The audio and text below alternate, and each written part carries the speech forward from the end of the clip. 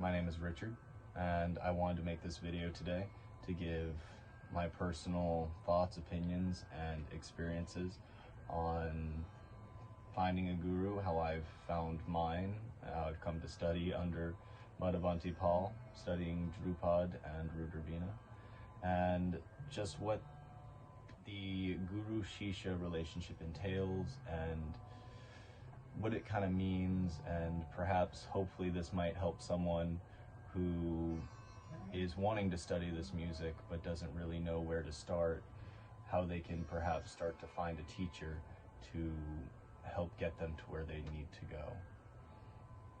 Because as it turns out, and this was not something I knew when I first started this journey into studying Indian classical music, was that a guru is a teacher is really essential in order to guide you through this music, where you need to go, what instrument you should play, how you should play it, and beyond that as well, because within the Guru-Shishya relationship, it's beyond just passing down a skill or some knowledge, which of course it is, but the guru also plays a role in counseling the disciple and passing on not only their knowledge in their skill, but also their emotional knowledge, and just to help make the disciple a better person in life is really the main goal. The skill is almost besides that, and the disciple almost cannot learn the skill and hold on to the knowledge if they aren't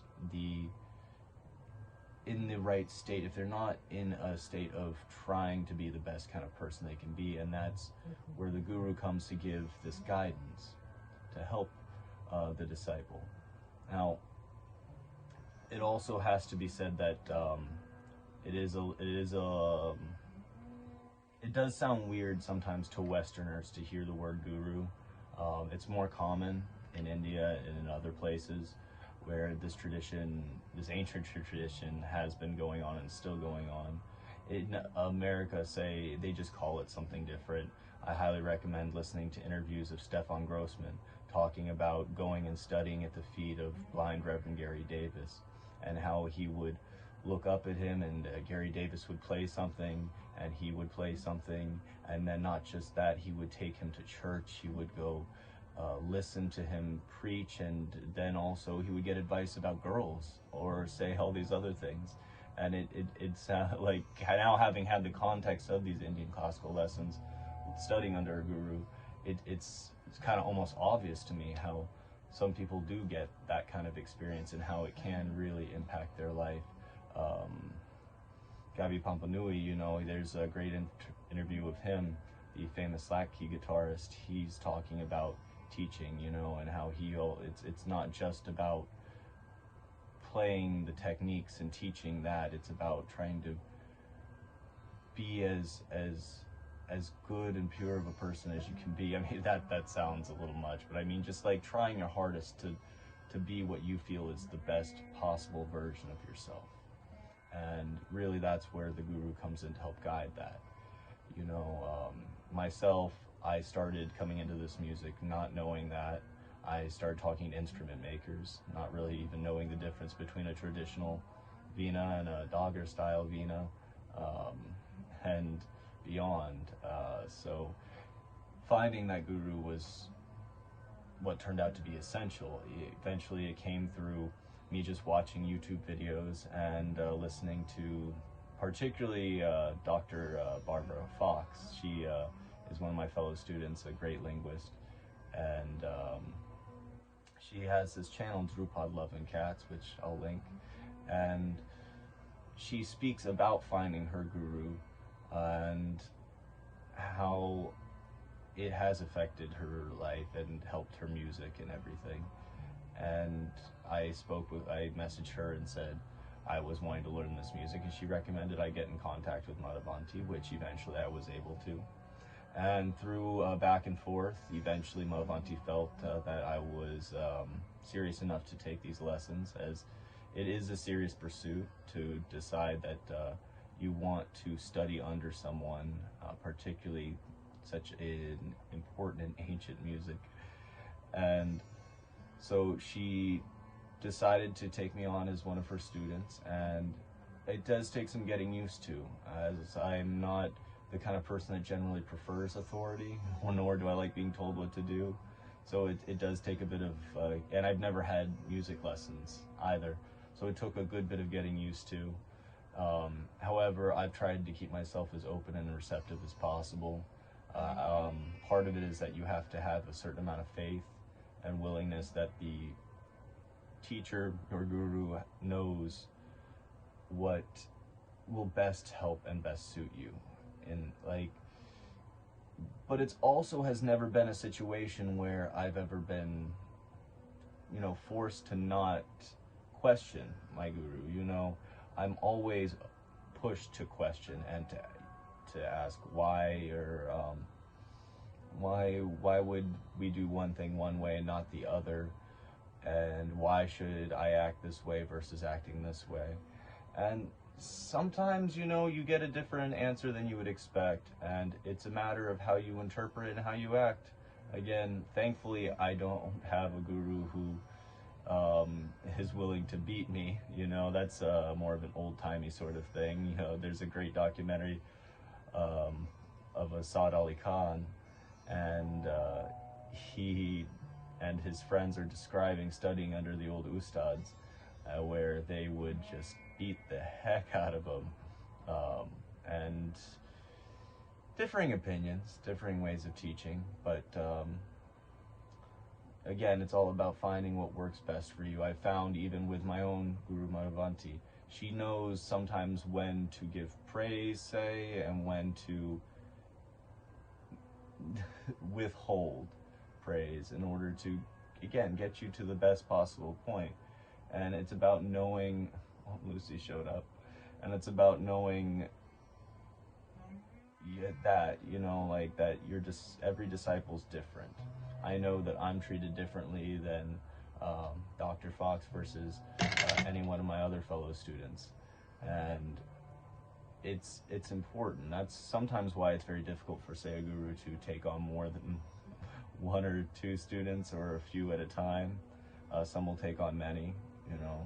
There are spiritual gurus who have thousands of disciples. But sometimes, particularly for music, it's best to keep it intimate.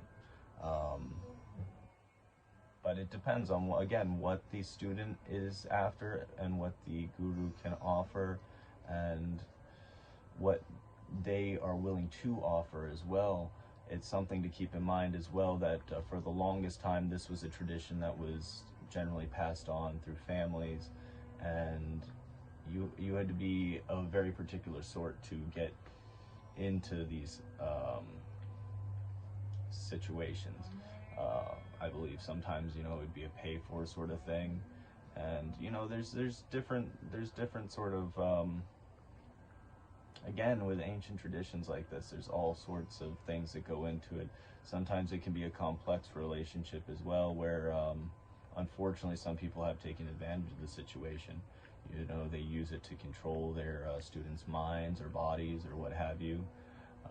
Unfortunately, you do see that sort of thing, and that is also what kind of gives this situation, this sort of learning style, a bad reputation in some circles, I suppose. But again, with this kind of music, it's really essential to have someone human that can understand each individual person and pass that down to them.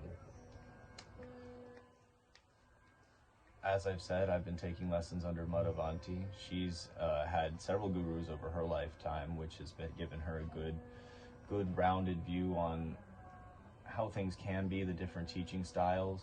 Sometimes that's what it takes, is to go through several different teachers before you can find the teacher that you fit the most with. And you get something from each one of them.